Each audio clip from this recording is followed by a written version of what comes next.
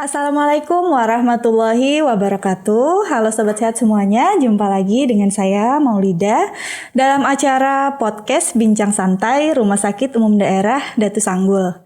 Nah Sobat Sehat, hari ini kita kembali kedatangan narasumber. Beliau adalah dokter spesialis anak di Rumah Sakit Umum Daerah Datu Sanggul, yaitu Dr. Wahyu Ningsih Lestari, spesialis anak atau biasa kita sapa Dr. Ningsih. Ya. Apa kabar dokter? Alhamdulillah sehat. Mbak Maulida gimana kabarnya? Alhamdulillah sehat juga dok. Alhamdulillah. Nah hari ini kita kembali berbincang mengenai trik mengatasi kesulitan makan pada anak. Nah untuk sebelum kita berbicara lebih jauh tentang triknya ini tadi dok ya. Sebenarnya seberapa penting dok bagi orang tua untuk memperhatikan nutrisi anaknya? Penting banget Mbak. Jadi gini. Untuk tumbuh kembang anak, faktor yang paling penting adalah tentunya nutrisi ya. Selain ada faktor-faktor yang lain ya. Nah untuk pemberian nutrisi itu sendiri sebenarnya berawal dari 1000 hari pertama kehidupan. Mungkin pernah dengar ya? Iya, 1000 HPK ya. Yes, 1000 HPK itu diawali dari sejak terjadi proses pembuahan di dalam kandungan ibu. Jadi begitu ibu sudah hamil, sudah ada janin di dalam perutnya. Nah, saat itulah proses pertumbuhan dan perkembangan anak kita dimulai. Nah, sejak dari dalam kandungan itu harus sudah diberikan nutrisi yang bagus, nutrisi yang adekuat. Karena kalau misalnya dari awal kehamilan sampai usia dia 2 tahun tidak mendapatkan nutrisi yang baik, maka kedepannya akan mempengaruhi tumbuh kembang anak-anak kita. Seperti itu.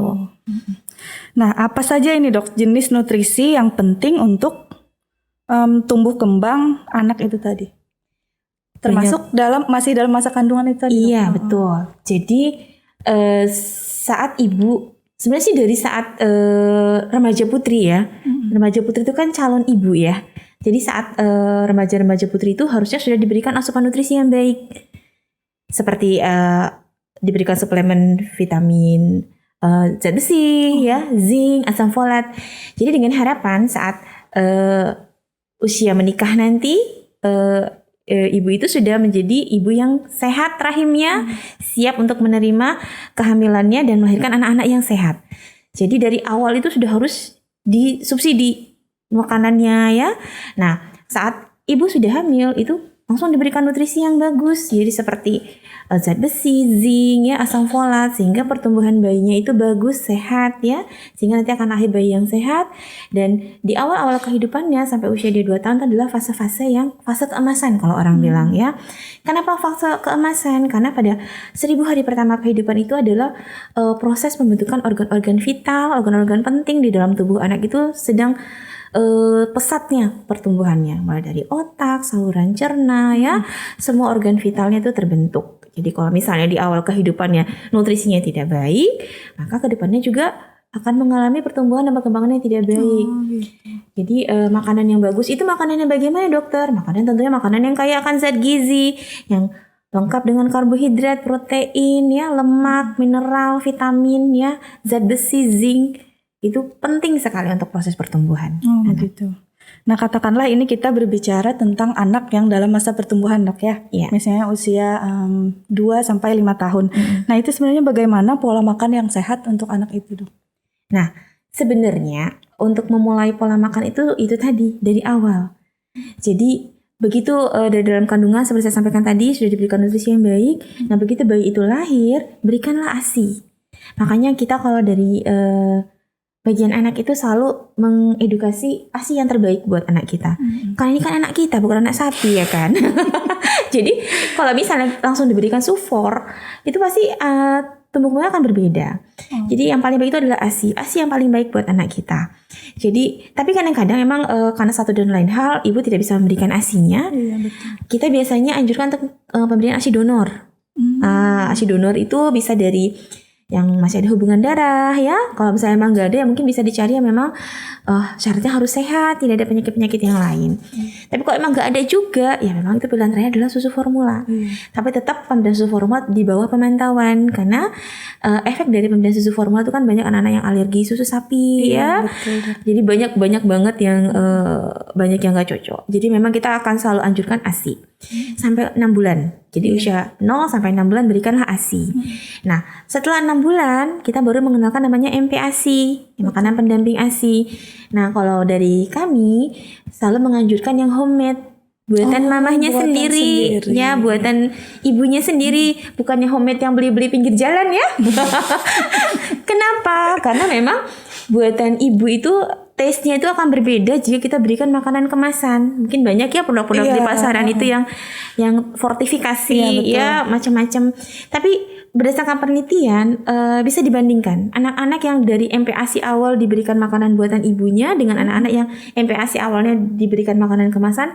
Biasanya anak yang baru dapat makanan dari ibunya itu akan lebih gampang mengenal makanan keluarga karena taste-nya itu dia sudah kenal dari awal. Makanan yang biasa ibunya masak ya seperti itu, dia kedepannya tuh jarang sekali yang mengalami kesulitan makan.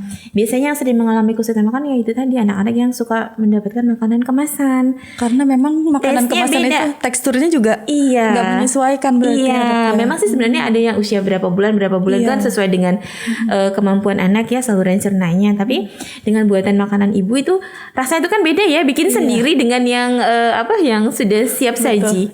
Saya aja waktu anak saya masih kecil saya bikin sendiri karena memang menurut saya itu lebih simpel, lebih gampang dan kita kan lebih gampang mengenalkan makanan keluarga gitu. Seperti itu.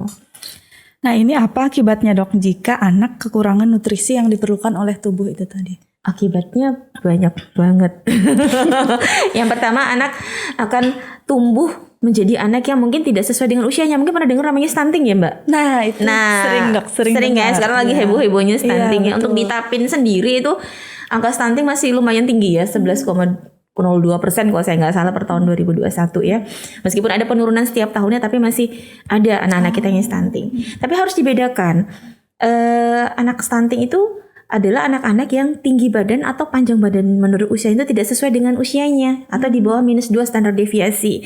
Biasanya itu karena malnutrisi kronis, karena pemberian asupan nutrisi yang tidak tepat.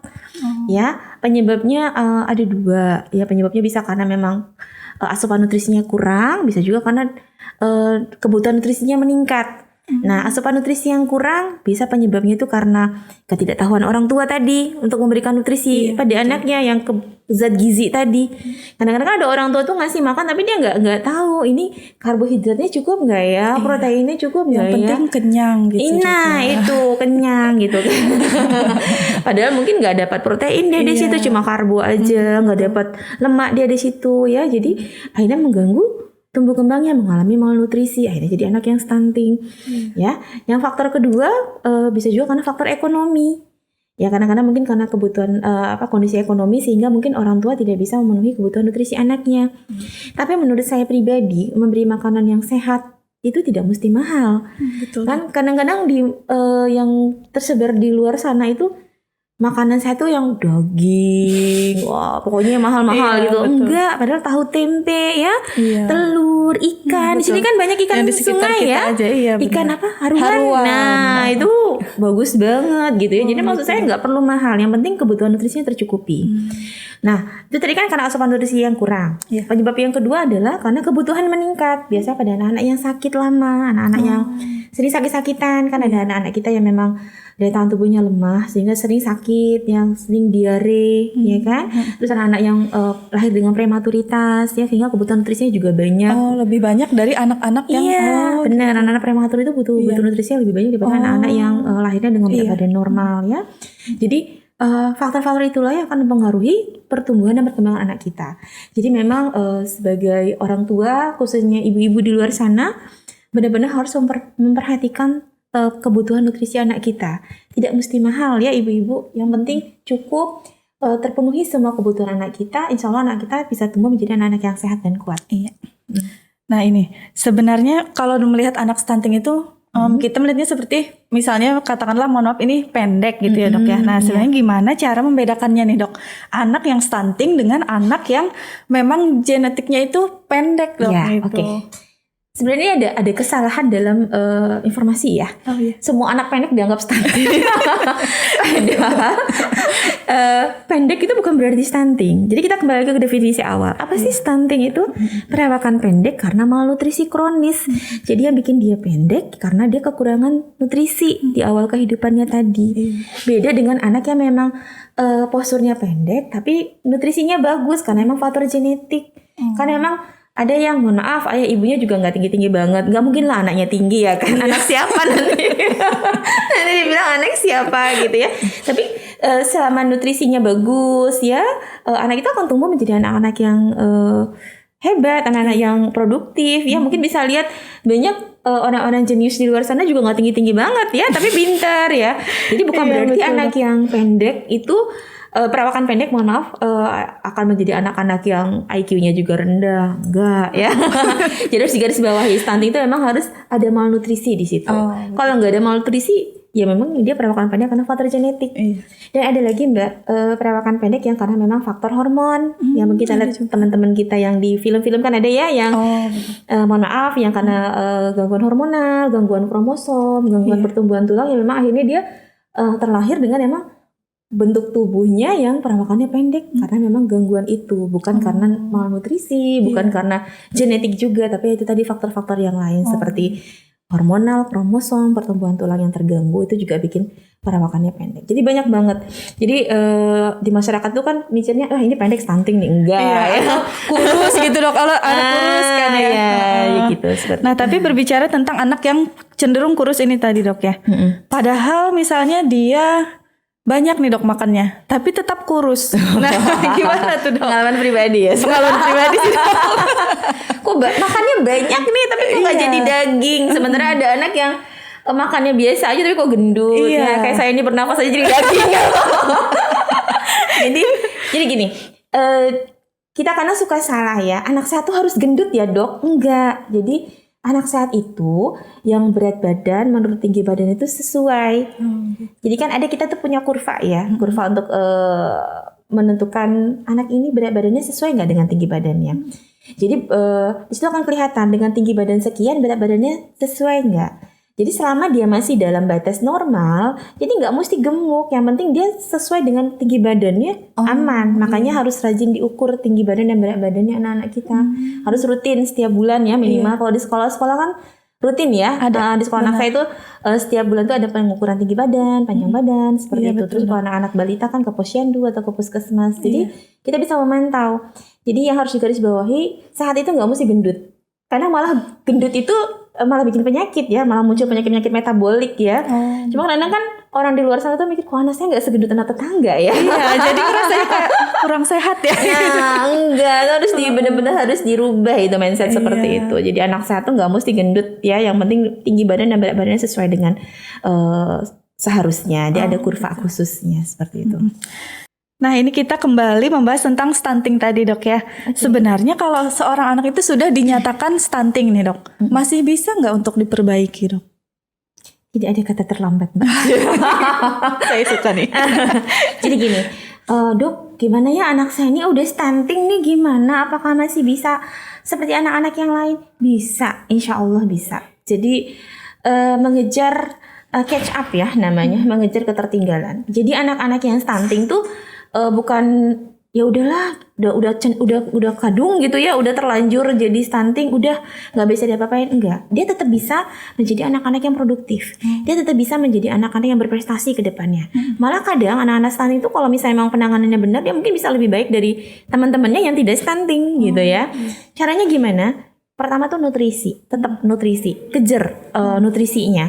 Berikan dia makanan-makanan yang kaya akan gizi, ya, yang ada karbohidrat, protein, lemak, ya, vitamin, mineral. Terutama berikan dia vitamin zinc, ya, zinc itu bagus banget, ya, untuk mengejar ketertinggalannya itu. Kemudian berikan dia zat besi, ya. Setelah nutrisinya kita lengkapi, kita juga berikan dia stimulasi untuk perkembangan emosional dan perkembangan otaknya. Berikan dia pendidikan yang terbaik, berikan dia pendekatan secara emosional. Jadi mulai dari keluarga, jadi dirangkul. Kadang-kadang kan anak-anak stunting itu jadi kayak minder gitu kan. Jadi misalnya sama teman-teman, wah aku pendek ya. Jadi Jadi lingkungan itu yang harus ngerangkul dia, mulai dari keluarga, sekolah, teman-teman ya, harus benar-benar ramah pada anak-anak yang stunting. Jadi ciptakan keluarga yang harmonis, terus ciptakan lingkungan sekolah yang baik, lingkungan sekolah yang ramah sama anak ya. Guru-gurunya juga harus mendukung. Jadi berikan dia pendidikan yang sama dengan anak-anak yang lain. Jadi jangan bikin dia makin tertinggal ya. Anak-anak stunting masih bisa kok untuk menjadi anak-anak yang produktif. Karena masa depannya masih panjang. Ya, kita harapkan dia ke depannya menjadi orang dewasa yang produktif ke depannya. Seperti itu. Nah, ini untuk pemberian susu, Dok. Susu formula. Susu formula atau untuk anak misalnya sudah ya susu formula katakan Dok ya. Ini anak umur berapa nih misalnya nih? Anak usia sekolah, Dok, misalnya TK. Oke, TK. Perlu nggak, Dok? Sufor ya. Nah, jadi gini. Anak-anak yang mendapatkan ASI biasanya itu susah untuk diberikan susu formula. Pengalaman saya seperti itu karena memang tesnya ASI itu beda ya dengan tesnya Sufor. ASI itu kan tesnya itu kayak plain gitu. Nah, begitu kita maksain, kamu tuh kan dengan nenek nih sama mama, kamu minum Sufor ya. Mau dipaksa gimana pun kalau anaknya emang gak suka jangan gitu ya. Karena memaksa anak tuh bikin anaknya stres ya. Jadi selama bunda-bunda di rumah itu yakin anaknya makannya cukup, nutrisinya baik, susu itu sebenarnya tambahan aja. Jadi nggak harus minum susu. Susu bukan segalanya, Mbak. Karena kan sebenarnya ada beberapa ibu-ibu yang masih menganggap bahwa susu itu sesuatu hal yang penting ya, Dok ya, untuk nutrisi anak. Bahkan kalau anak sudah minum susu, yang penting dia sudah minum susu nih. Gak usah makan gak apa-apa Gak gitu. apa-apa. Itu salah. Yang penting dia kenyang, tapi kenyangnya susu. Iya, itu yang salah. Sebenarnya di saat dia sudah di atas 2 tahun, dia itu bukan susu makanannya ya, dia harusnya makan gitu loh. Dan setelah MPASI itu dia susu itu kan cuma tinggal tambahan ya. Jadi makan dia mulai kita kenal makanan. Jadi berikan makanan nutrisinya baik. Susu itu hanya tambahan. Kalau misalnya memang anak makan yang kita nilai udah cukup, dia nggak mau minum susu nggak apa-apa.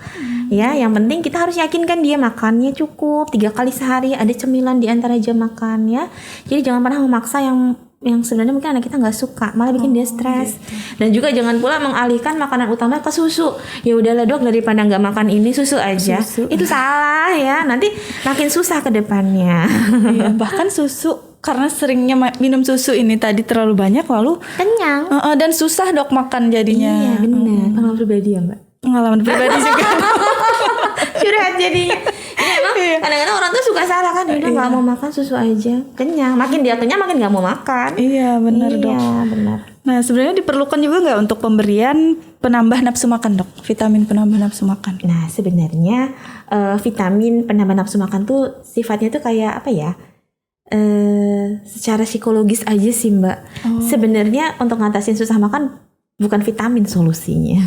Vitamin itu hanya meningkatkan daya tahan tubuh gitu-gitu kan. Tapi ada triknya. Mau tahu nggak triknya apa? Boleh, Dok. Sekarang nanti. Gimana nih, Sobat Sehat? Karena memang tantangan dari menjadi seorang ibu itu salah satunya ini, Dok. Iya, benar. Bukan sulit tetapi tricky ya, Dok ya. Iya, kita harus tahu triknya. Iya. Karena menghadapi anak susah makan tuh bikin emak-emak stres ya kan. Iya, akhirnya benar, Dok. bisa terjadi KDRT kan. Bener, Dok. Gak mau makan dicubit anaknya, Iya. makin gak mau Gemes makan. kan, Dok, lihatnya. Iya, makanya ya ada triknya biar anaknya mau makan. Sekarang? Boleh, Dok. Oke. Jadi gimana sih cara trik ngatasin susah makan pada anak? Ya kan? Yang pertama, ibunya dulu ditenangin secara psikologis. Tarik napas. Jadi kalau kita udah mau ngasih makan ke anak kita, kita dulu harus tenang. Kalau kita udah stres duluan, anak ikutan stres. Kenapa? Karena hubungan ibu dan anak itu kan erat sekali ya. Kalau anak itu tahu emaknya stres, dia juga tambah stres gitu. Aduh, aku mau diapain nih sama emaknya. Takut duluan anaknya. Jadi yang pertama, mamanya harus tenang dulu. Tenang. Yang kedua, siapkan makanan yang sesuai dengan usia anak kita. Jadi misalnya nih anak kita umurnya 1 tahun nih misalnya ya. Kalau setahun itu kan gigi-giginya sudah mulai muncul. Dia sudah bisa makan makanan keluarga. Jadi siapkan makanan yang sama dengan makanan keluarga. Ya, untuk porsi jangan langsung porsi besar. Stres anaknya lihat porsi banyak banget gitu kan. Siapkan porsi yang sesuai dengan anak kita ya. Kemudian ciptakan lingkungan yang menyenangkan. Jadi kalau misalnya kita mau ngasih makan anak kita, jangan di depan TV, Mbak. Kadang-kadang yang salah itu kan pengalihan perhatian ya. Iya. Gak apa-apa dong, yang penting mulutnya buka. Jadi sambil nonton TV, sambil main handphone, Malah sambil dikira lingkungan yang menyenangkan itu seperti itu, Dok. Sambil nonton, Nah, sambil itu malah- main. itu malah salah, main ke tetangga lagi keliling-keliling komplek ya. Sampai 2 jam gak selesai makan, itu salah, Mbak. gitu. Jadi memberi makan yang benar itu adalah makan duduk di meja makan, atau kalau misalnya punya meja makan khusus buat anak, duduk.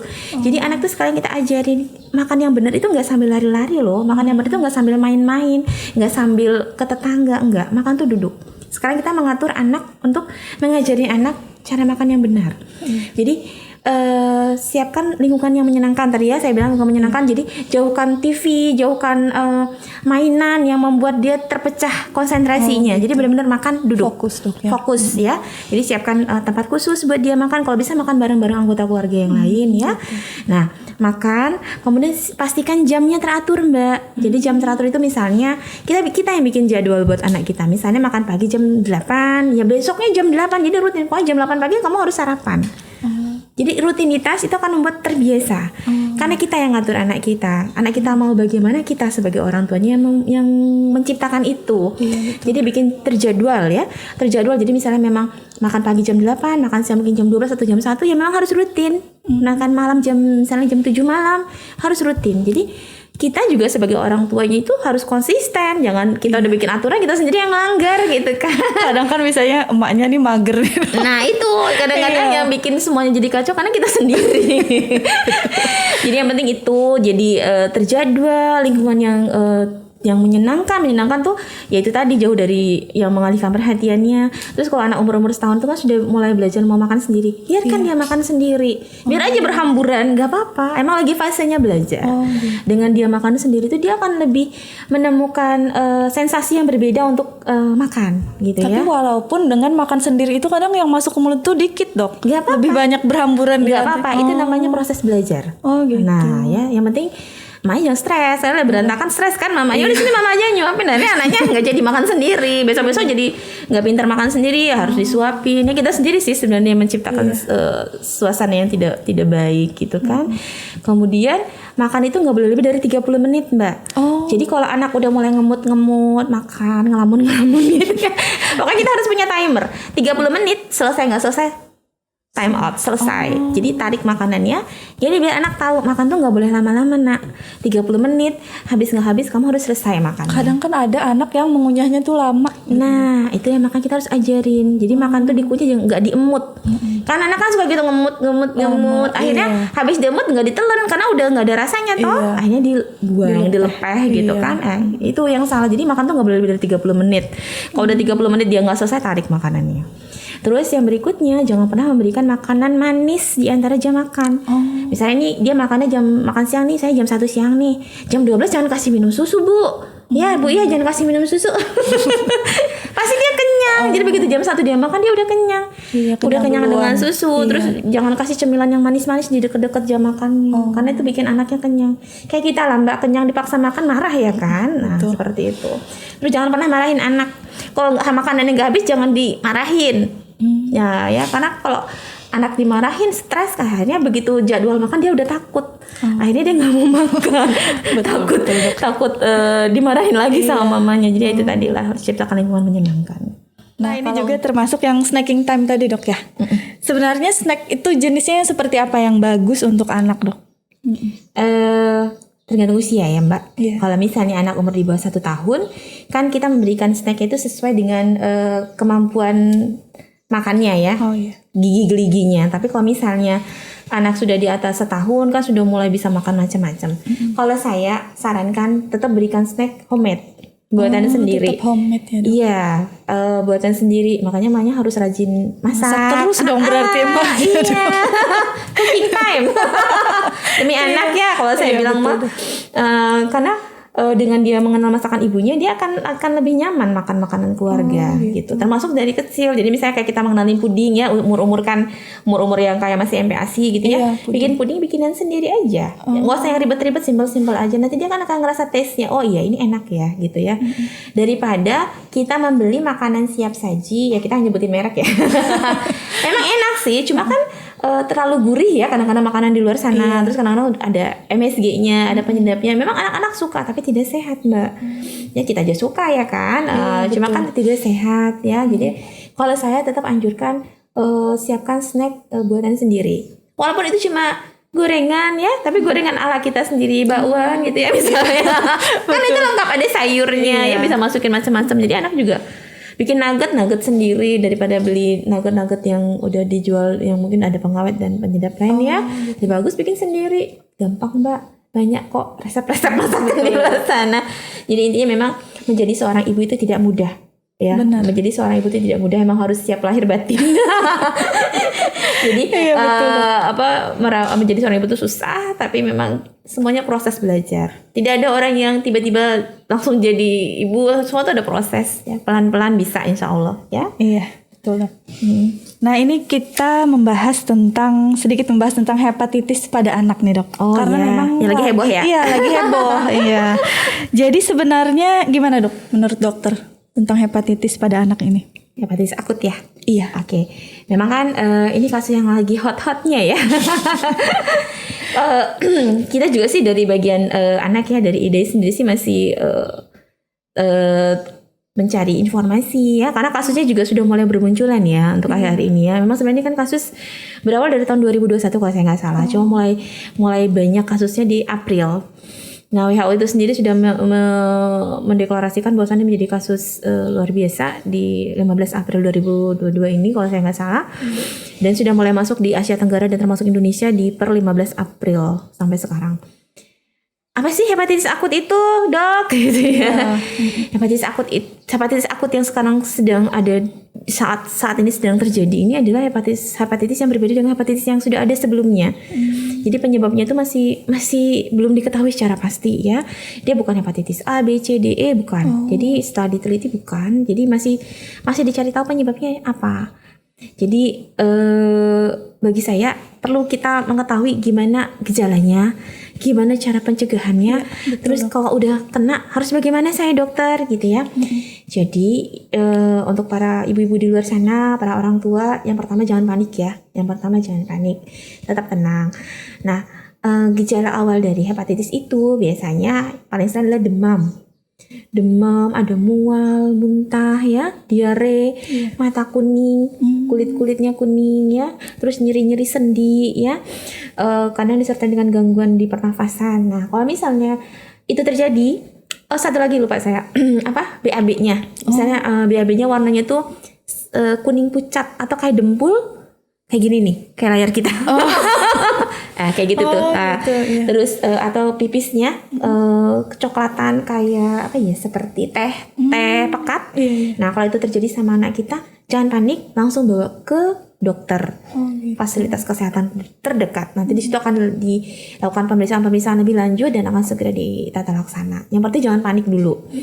Nah, sebenarnya lebih baik itu adalah mencegah. Ya, betul dok. Nah, mencegahnya gimana? Sebenarnya yang sedang digaung-gaungkan sama pemerintah kita saat ini itu adalah yang paling tepat. Tetap menjaga jarak, rajin cuci tangan, ya, memakai masker, menghindari kerumunan, jangan makan-makan di pinggir jalan. Nah, kembali lagi berarti cooking time. Yes, makan di rumah aja. Kenapa? Karena penularannya ini adalah dari fekal oral. Jadi makanan-makanan yang telah terkontaminasi sama si penyebab penyakit hepatitis ini yang kita tanpa sadari kita makan ya. Terus menggunakan alat makan yang bekas orang pakai.